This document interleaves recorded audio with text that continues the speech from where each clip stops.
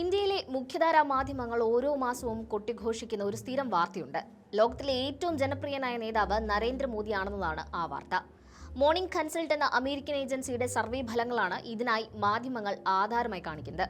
വമ്പൻ ഹെഡ്ലൈനുകൾക്കപ്പുറം ഈ ഡയറ്റയുടെ വിശ്വാസ്യതയും അത് തയ്യാറാക്കുന്ന രീതിയും പരിശോധിച്ചാൽ മാധ്യമങ്ങൾ അവതരിപ്പിക്കുന്ന അവകാശവാദങ്ങൾ എത്രത്തോളം പൊള്ളയാണെന്ന് മനസ്സിലാകും.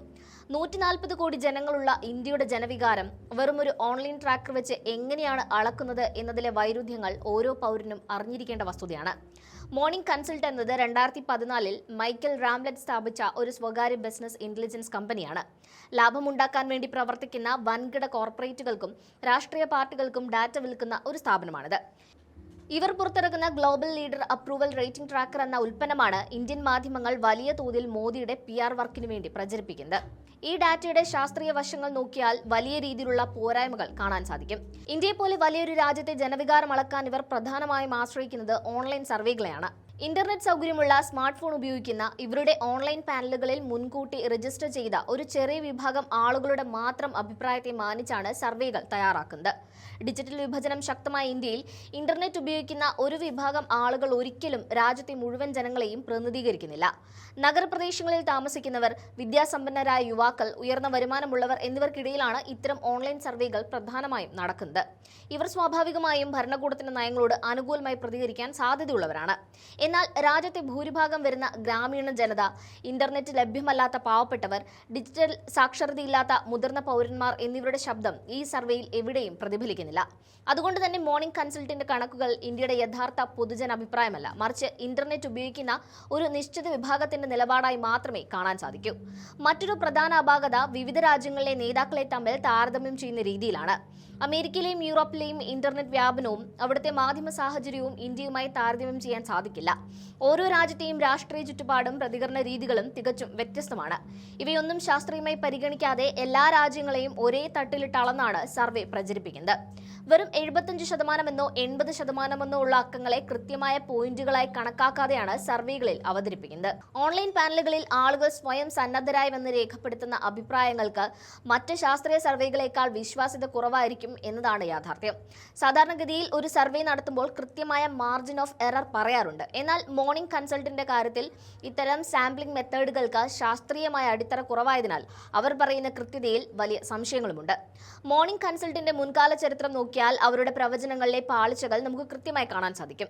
2016 അമേരിക്കൻ പ്രസിഡന്റ് തെരഞ്ഞെടുപ്പിൽ ഹില്ലരി ക്ലിന്റൺ വലിയ ഭൂരിപക്ഷത്തിൽ വിജയിക്കുമെന്ന് ഇവർ പ്രവചിച്ചിരുന്നു. എന്നാൽ ഫലം വന്നപ്പോൾ അത് തികച്ചും തെറ്റാണെന്ന് തെളിഞ്ഞു. പരമ്പരാഗതമായ രീതിയിൽ വിവരശേഖരണം നടത്തുന്ന ഏജൻസികളെക്കാൾ കൃത്യത കുറഞ്ഞതാണ് ഇവരുടെ ഡാറ്റയെന്ന് പല അന്താരാഷ്ട്ര പഠനങ്ങളും ഇതിനോടകം ചൂണ്ടിക്കാട്ടിയിട്ടുണ്ട്. ഡാറ്റ വെയ്റ്റിംഗ് എന്ന സാങ്കേതിക വിദ്യ ഉപയോഗിച്ച് ഈ അപാകതകൾ പരിഹരിക്കാൻ ശ്രമിക്കുന്നുണ്ടെന്ന് കമ്പനി അവകാശപ്പെടുന്നുണ്ടെങ്കിലും ഇന്ത്യയെ പോലെ ജാതിയും മതവും പ്രാദേശിക താൽപര്യങ്ങളും രാഷ്ട്രീയത്തെ ശക്തമായി സ്വാധീനിക്കുന്ന രാജ്യത്ത് ഇത് എത്രത്തോളം ഫലപ്രദമാകുമെന്നത് വലിയ സംശയമാണ്. വെറുമൊരു ഓൺലൈൻ ഫോം പൂരിപ്പിക്കാൻ തയ്യാറായ ആളുകളുടെ അഭിപ്രായം വെച്ച് 140 കോടി ജനങ്ങളെ വിലയിരുത്തുന്നത് എത്രത്തോളം വിഡ്ഢിത്തമാണെന്ന് ആലോചിച്ച് നോക്കുക. ഇതിനേക്കാൾ ഗൗരവകരമായ മറ്റൊരു കാര്യം ഈ സർവേയുടെ സുതാര്യതയില്ലായ്മയാണ്.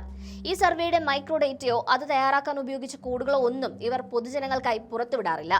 ഇന്ത്യയിലെ ഏതൊക്കെ സംസ്ഥാനങ്ങളിൽ നിന്ന് എത്ര പേർ പങ്കെടുത്തു, ഏതൊക്കെ ഭാഷകളാണ് ചോദ്യങ്ങൾ തയ്യാറാക്കിയത്, ഗ്രാമീണ മേഖലയിൽ നിന്നുള്ളവരുടെ പങ്കാളിത്തം എത്രയാണ് തുടങ്ങിയ കാര്യങ്ങളിൽ യാതൊരു വ്യക്തതയുമില്ല.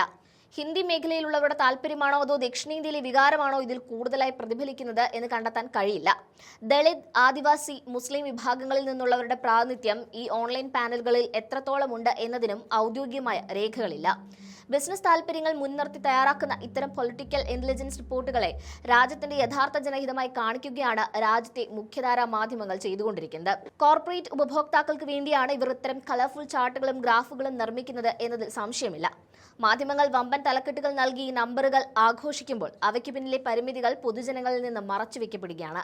ലോകത്തിലെ ഏറ്റവും ജനപ്രിയനായ നേതാവ് എന്നതിനേക്കാൾ അമേരിക്കയിലെ ഒരു സ്വകാര്യ ഏജൻസിയുടെ ഓൺലൈൻ ട്രാക്കർ പ്രകാരം മോദിക്ക് ഉയർന്ന റേറ്റിംഗ് ഉണ്ട് എന്ന് പറയുന്നതാകും വസ്തുതാപരമായി ശരി. ഇതിനെ 140 കോടി ജനങ്ങളുടെ അന്തിമ വിധി എന്ന് വിളിക്കുന്നത് ജനങ്ങളെ ബോധപൂർവം തെറ്റിദ്ധരിപ്പിക്കലാണ്. ഓൺലൈൻ പാനലുകൾ മികച്ച രീതിയിൽ പ്രവർത്തിക്കുന്നത് ഇന്റർനെറ്റ് സാർവത്രികമായ വികസിത രാജ്യങ്ങളാണ്. ഇന്ത്യയെ പോലെ സാമ്പത്തികവും സാമൂഹികവുമായ വലിയ അന്തരങ്ങൾ നിലനിൽക്കുന്ന ഒരു രാജ്യത്ത് ഈ രീതി ഒരിക്കലും വിജയിക്കില്ല. ദരിദ്രർ, അടിച്ചമർത്തപ്പെട്ടവർ, ഡിജിറ്റൽ സാക്ഷരത ഇല്ലാത്തവർ എന്നിവരെല്ലാം ഒഴിവാക്കി എങ്ങനെയാണ് ഒരു നേതാവിന്റെ ജനപ്രീതി അളക്കുന്നത് എന്നത് വലിയൊരു ചോദ്യമാണ്. കൃത്യമായ ചോദ്യങ്ങൾ ഏതൊക്കെയാണ്, ഏത് ക്രമത്തിലാണ് അവ ചോദിച്ചത് എന്നൊക്കെ അറിഞ്ഞാൽ മാത്രമേ ഒരു സർവേയുടെ ആധികാരികത ഉറപ്പിക്കാൻ കഴിയൂ. മോർണിംഗ് കൺസൾട്ടിന്റെ കാര്യത്തിൽ ഇത്തരം വിവരങ്ങൾ രഹസ്യമായി വെച്ചിരിക്കുകയാണ്. അതുകൊണ്ട് തന്നെ ഇത്തരം ജനപ്രിയ പട്ടികകൾ കാണുമ്പോൾ അതിന് പിന്നിലെ സാങ്കേതികവും രാഷ്ട്രീയവുമായ പരിമിതികൾ കൂടി ഓരോ പൗരനും തിരിച്ചറിയേണ്ടതുണ്ട്. മാധ്യമങ്ങൾ നൽകുന്ന തിളങ്ങുന്ന ഹെഡ്ലൈനുകൾക്കപ്പുറം സത്യം മറ്റൊന്നാണെന്നതാണ് പരമമായ സത്യം.